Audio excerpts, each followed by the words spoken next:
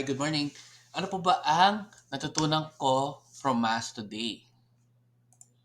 Okay, number one, there will be no signs for this generation. Christ's death and resurrection is the final sign. So, ang ibig sabihin po nito is wala na po tayong dapat antayin na signs or hanapin na signs like mga magical signs mula sa Diyos kasi yung pagkamatay ni Kristo at pag yung resurrection niya, yun na po yung sign na talagang dumating na po ang Diyos.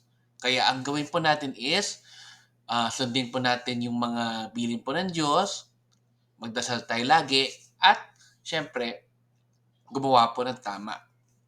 Which leads us to number 2. Repent and believe in the gospel. So, magsisi po tayo sa mga mali po natin ginagawa sa mga buhay po natin and lagi po tayo makinig sa gospel at maniwala po tayo doon. So, ini-invite ko po kayo na kapag may time po kayo, kung kaya nyo mag-mass daily or mag-online mass, marami rin po kayo matututunan from the gospel.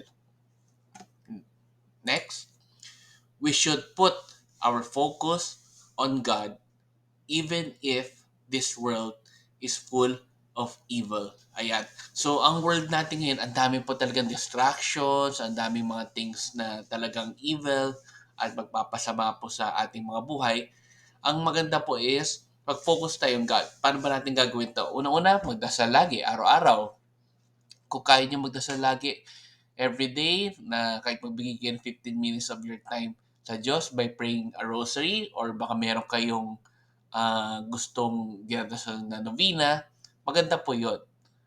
Para po makapag-focus po tayo kay God, makapagpasalamat tayo sa Kanya, and makaiwas rin tayo sa mga evils of this world.